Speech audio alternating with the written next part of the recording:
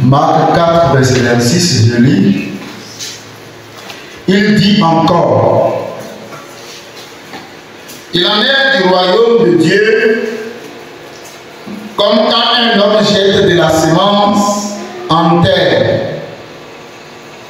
qu'il dorme ou qu'il veille, nuit et jour, la semence germe, croît sans qu'il sache comment. La terre produit d'elle-même d'abord l'herbe, puis le pis, puis le grain, tout formé dans le pis. Que le Seigneur bénisse sa parole. Amen. Pour vous asseoir.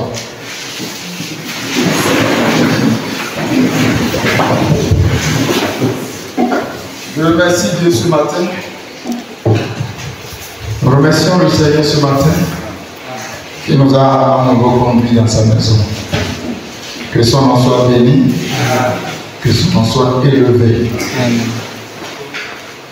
Ce matin, je voudrais tout d'abord remercier le Seigneur Jésus qui nous a permis d'être encore sur nos deux pieds. Que la gloire lui revienne. Et je voulais que nous étudions un sujet que vous n'êtes pas sans savoir, mais que je voudrais rappeler à votre conscience.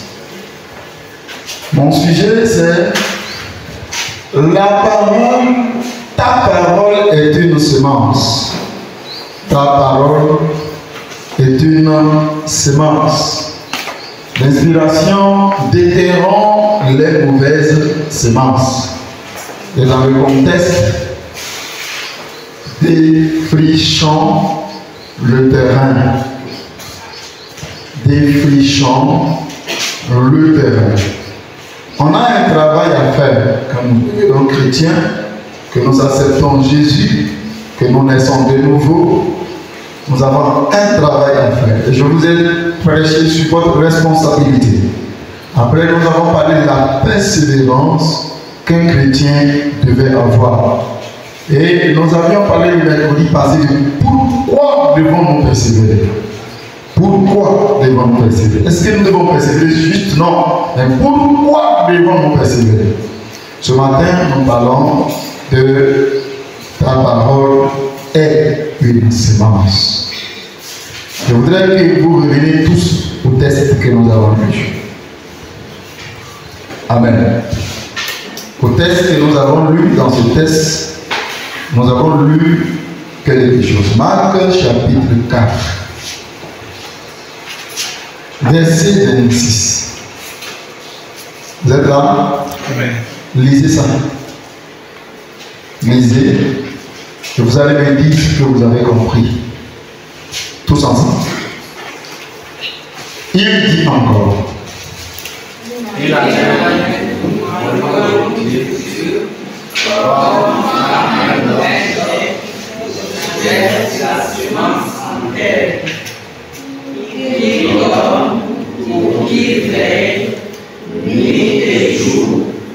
la semence germe et croît sans qu'il sache comment. Amen. Ça me va. Parce que vous lisez de manière que ça ne me donne pas pouvoir prêcher. Amen. Ici, Jésus parle du royaume de Dieu qui est semblable à un homme qui prend de la semence et qui met en terre. Lisons le verset 14. Du même. Bon, si tu ne veux pas te laisser. Lisons le verset 14. Marc 4, verset 14. Lisons cela. Marc 4, verset 14. Ça y est? Oui. Marc 4, verset 14 dit. Oui. Le semeur sème la parole. Le semeur sème la parole. Donc la semence que le semeur prend dans cette parabole et met en terre, ce n'est qu'une image de la parole qui est semé. Amen. Et ce qu'il est dit dans le livre de Galates, c'est qu'un homme aura semé, il le moissonnera aussi. Donc prenons cela dans Galates chapitre 6, verset 7. Lisez ça. Et ce verset commence par une phrase très importante. Ne vous y trompez pas. On ne se moque pas de Dieu. Donc la loi de la sémence est liée à Dieu lui-même. Alléluia. La loi de la sémence est liée à Dieu. Donc ne vous y trompez pas. Église, on ne se moque pas de Dieu. Ce qu'un homme aura sémé, il le moissonnera aussi. Lis ça. Moi, je l'ai lu par mémoire, je l'ai cité par mémoire. Galates 6, verset 7. Ne vous y trompez pas. Ne vous y trompez pas. On ne se moque pas de Dieu. Vous entendez? On ne se moque pas de Dieu. Ce qu'un homme aura semé, C'est ce que tu sèmes. il le moissonnera aussi. C'est ce que tu moissonnes.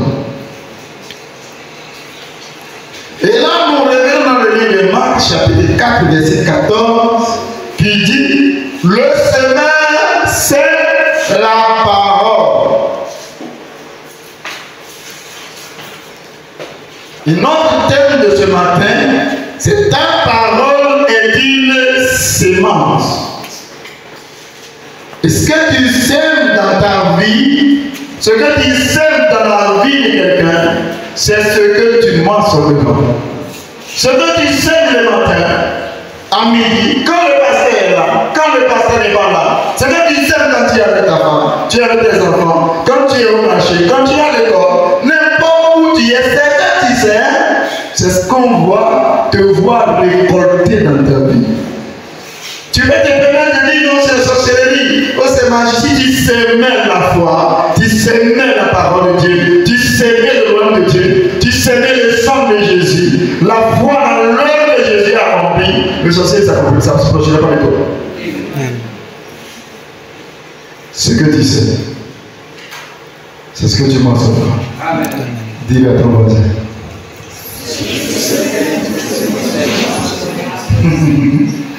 Il n'y a pas bien dit ça. Avec ça, c'est le pasteur que tu cherches à accuser. Tu trouves à accuser le pasteur, tu trouves à accuser l'église, tu trouves à accuser ton mari, accuser ta femme, toi tu accuses tes parents, toi tu accuses ton patron aux services, mais tu ne t'imagines pas que tu es responsable de quelque chose. Tu te plains à longueur de journée et tu ne sais même pas que les plaintes aussi sont une sémence. Car elles ne viennent pas de l'expression de ta bouche. Quand tu te plains, c'est ta bouche qui parle. Tu sèmes quelque chose. Et moi, l'effort que tu feras, tu le mentionnes.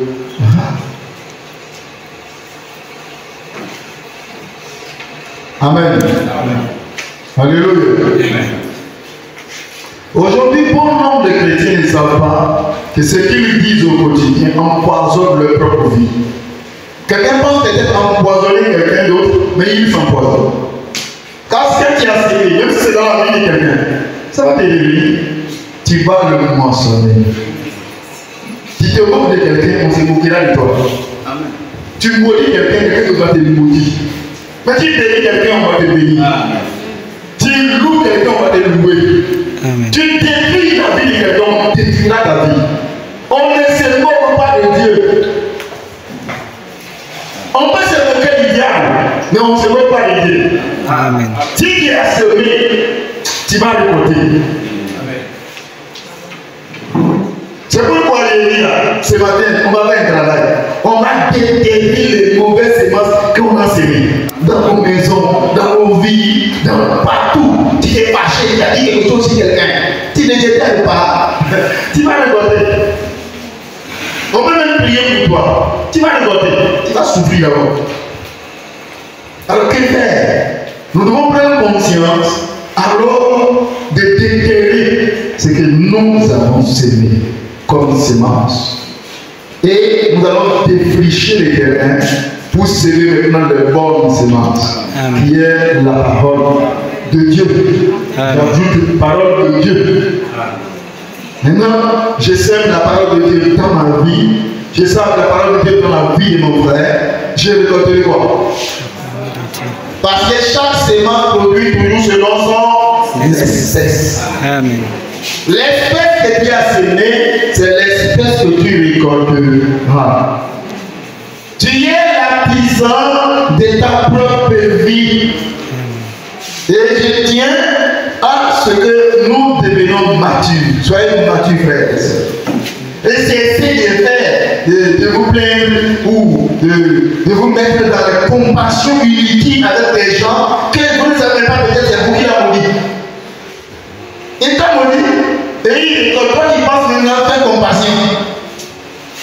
Chrétien, on est arrivé à un niveau où la parole de Dieu est très claire. La compassion, ce n'est pas de l'amour. L'amour parfait est dépourvu de compassion. Amen. Amen. Amen. Vous pouvez avoir des sentiments pour quelqu'un, mais la compassion, ce n'est pas l'amour. La compassion ne vous permet pas de dire la vérité à celui qui est dans l'erreur. Ce n'est pas ça. Beaucoup de gens, oh non, quand j'avais cet problème, on n'a pas compris pour moi. Oh, ça tu penses que la compassion, c'était de l'amour? Parce que même le sorcier, les gens vont partir pour lui. Mais vous pensez qu'ils m'aiment?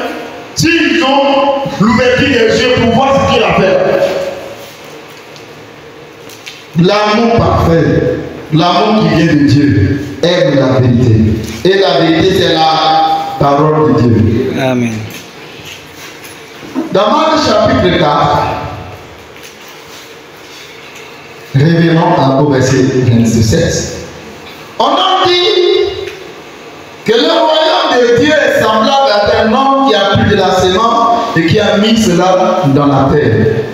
Et nous sommes d'accord que cette sémence, c'est la parole. N'est-ce pas? Remarquez le verset 27 dit quoi? Le verset 27 dit qu'il dort ou qu'il veille, nuit et jour, la sémence gêne et croit sans qu'il ne sache comment.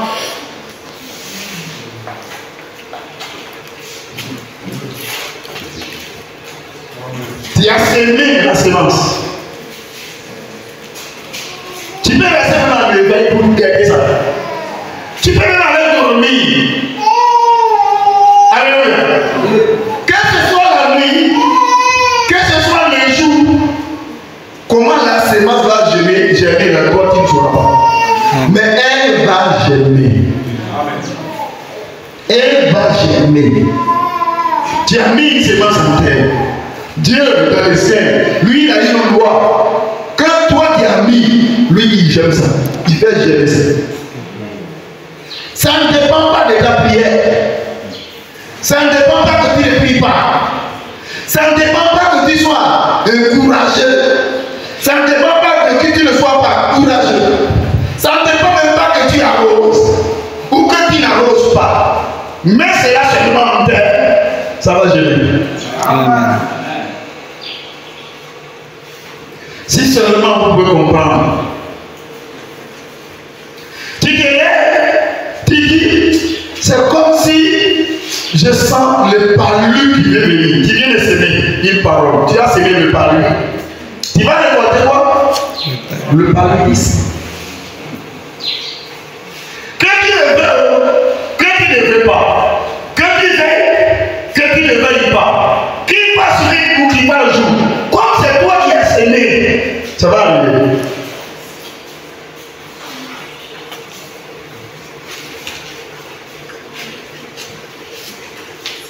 C'est la loi de Dieu. On appelle ça la loi de la semence et de la moisson.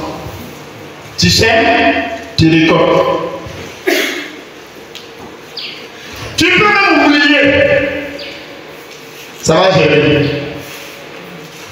Vous savez, quand je prends une semence, je mets en terre et je prends chez moi, j'oublie. Quand je vais le passer une autre fois, je vais voir ça une fois. Ça va gérer. C'est trop, c'est 3 jours.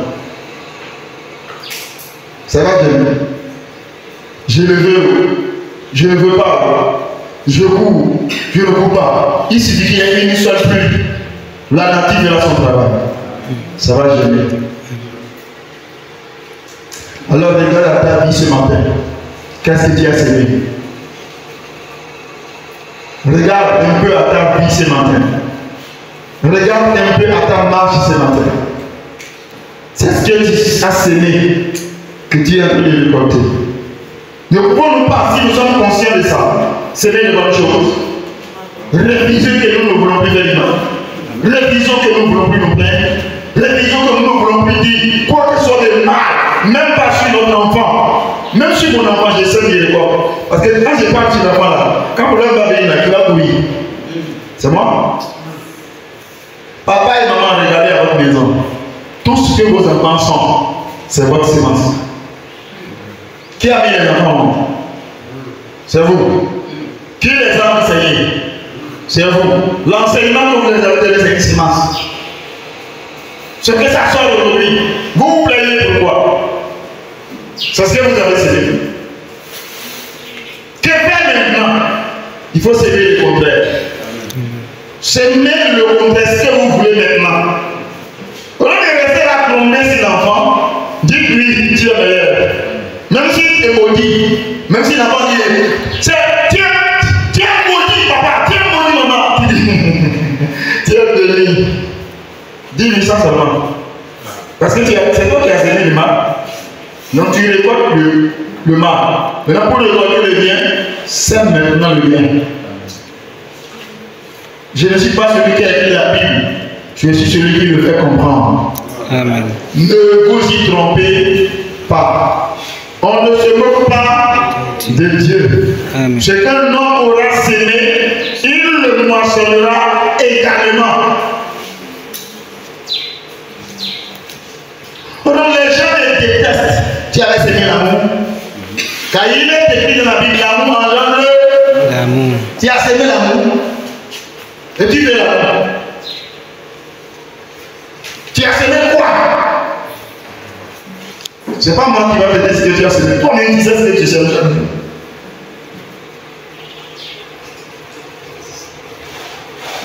J'ai fini ma prédication ce matin.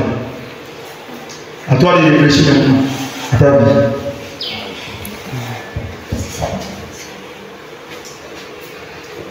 Amen.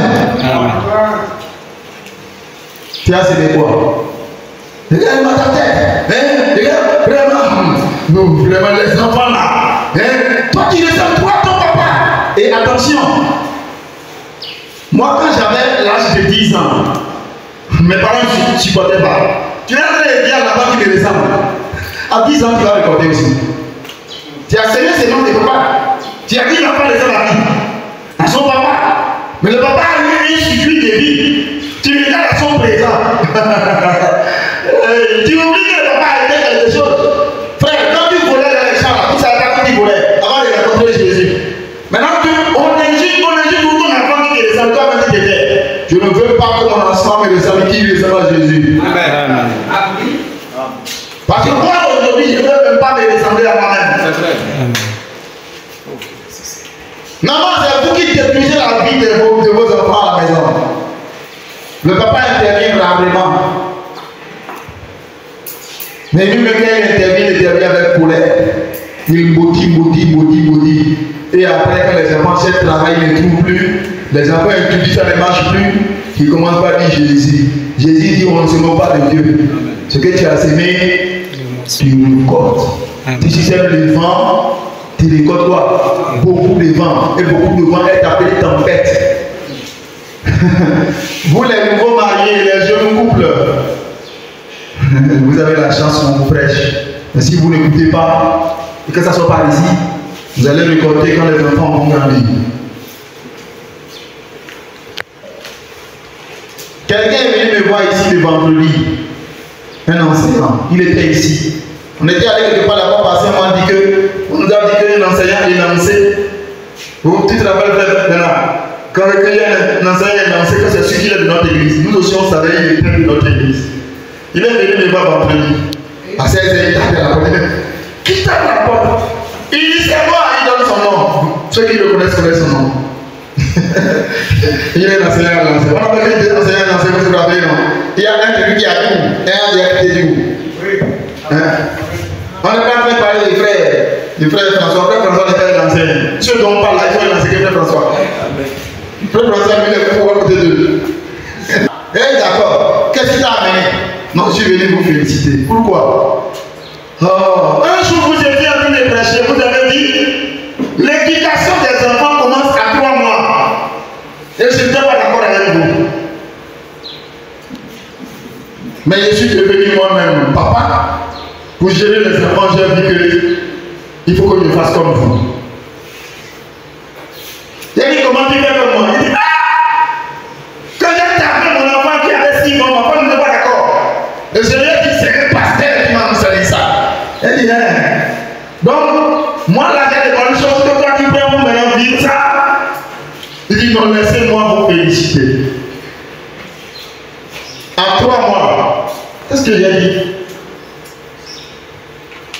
Vous voyez, quand je dis alléluia, le petit garçon qui est dans la salle, il pleure. C'est comme ça aussi je fais chez moi. Je prends mes enfants quand ils ont 3 mois. Lui là, il a plus de 3 mois. Je prends. Il est petit, hein, dans la main de sa maman. Et il essaie de serrer avec ses mâchoires dans les tétons de sa maman. Si la main réagit, je le regarde et dis lève-toi. Et il commence pas à pleurer. Pour moi, fini. Moi, je vais imprimer mon autorité. Je ne sais pas comment tu vais. Non. C'est comme ça que j'ai imprimé ça depuis dans ma main là. Aujourd'hui, même quand j'appelle au téléphone, ils savent. Et je ne tape pas. Simplement, quand tu imprimes ton autorité, tu as sémé. Tu as sémé. Tu as sémé. Même quand l'enfant est au portail, et il entend la pousse, tout ne va pas lui rentrer à la maison. On ne se moque pas de Dieu. Ce qu'un homme aura sémé, ce qu'une femme aura sémé, vous allez le moissonner. Il est venu à raconter beaucoup de choses, beaucoup d'histoires sur les enfants, que c'était son aîné, qui n'était pas de la femme avec laquelle il se trouve, a fait ceci. Et je l'ai tapé. Ma belle-sœur a commencé par pleurer. Que chez vous, les gars, on ne tape pas les enfants. J'ai dit, les gars, les gars nous aident bon. Parce qu'on a dit, moi, je ne suis pas je suis allé chez vous pour voir comment les gens pleurent quand on tape les enfants. Je vous en prie, c'est que vous semez, vous allez les vous semez la discipline dans la vie d'un enfant. Lorsque l'enfant commence par grandir vers l'âge de 15 ans, vous ne travaillez plus. La discipline que vous avez semée commence par germer. Ça commence par pousser. Quand vous dites viens ici, même s'il a la taille que vous avez, il vient, baisse ta tête, il baisse ta tête, et vous le talonnez, il retourne. Il ne vous le pas, il ne quitte pas la maison, il ne bouge pas. Je ne continue pas à le faire.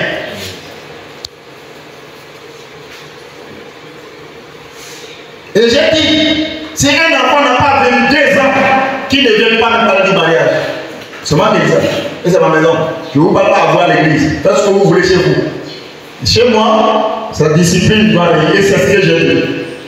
Et je le dis encore en public. Je ne parle pas des filles, je parle des garçons.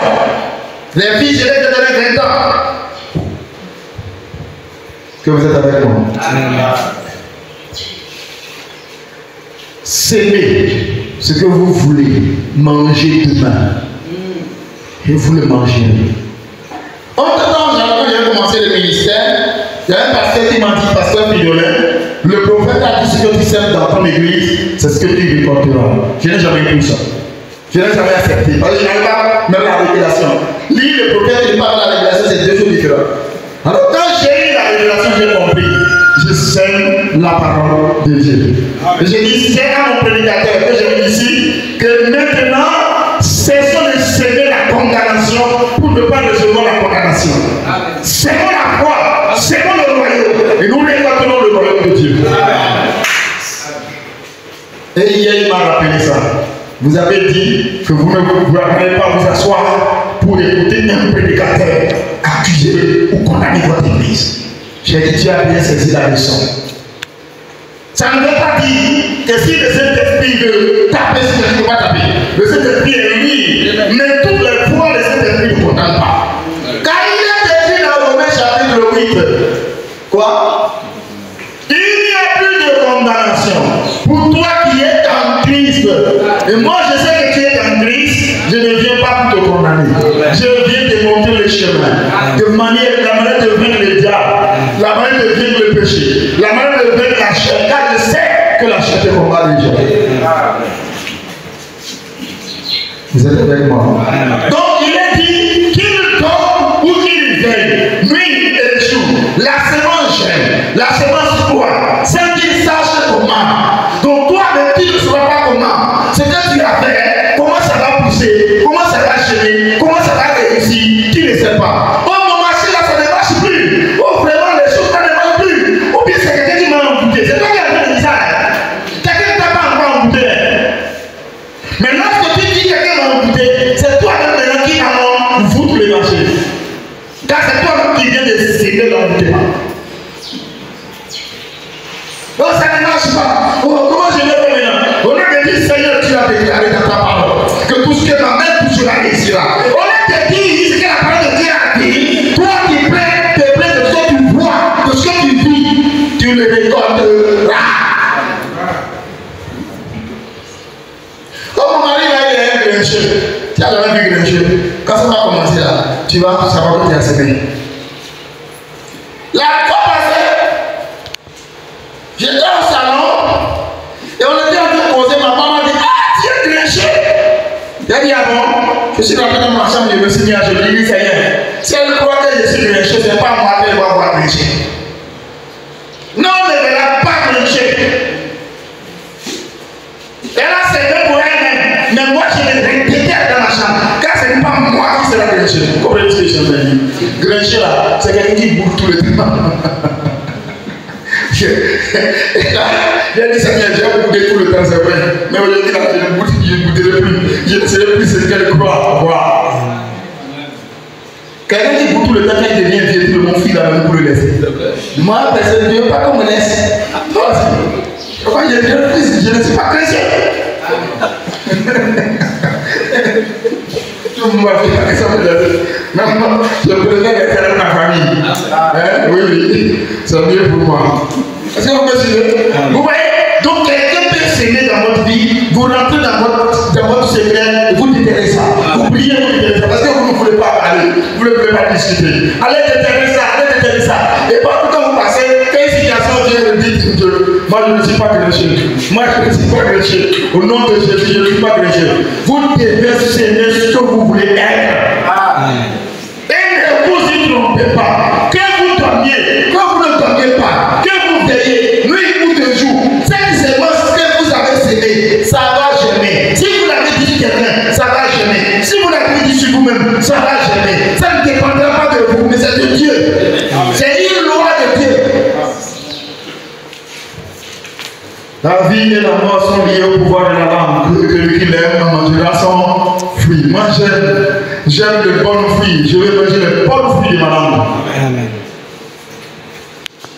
Je suis la tête, je ne suis pas la queue bien. Hein, c'est écrit où? Deutéronome. Hein?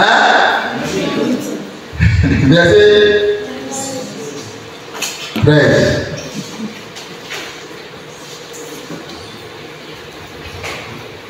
Tu te mets en discussion avec quelqu'un, tu n'es pas d'accord avec quelqu'un. Dans ta tête, les images ne vont pas passer. Et il m'avait dit, un quelqu'un me dit stop. Stop. Pensez stop. Mets-toi à genoux. C'est au nom de Jésus, je pardonne. Je vais avoir des bonnes pensées sur Satan. Je t'ordonne, laisse-moi avoir le bon côté de ses frères, le bon côté de ses femmes, le bon côté de mon patron, le bon côté de mon mari, le bon côté de mon voisin. Seigneur, je t'en prie, prends contrôle de mon pensée. Sinon, tu vas le détester. Tu as semé dans ta pensée, tu as passé. Après, tu ne vas pas te souiller. C'est faux. C'est ce que tu as semé qui est là. Tu fais effort d'avancer. Quelques jours plus tard, ça revient. Quelques jours plus tard, ça revient. Vous devez veiller à ce que vous semez. Car votre parole est une semence. Ne souillez pas votre vie. Ne détruisez pas votre vie. Ne semez pas de mauvaises choses sur le terrain de votre vie. Soyez des chrétiens. Réveillez-vous.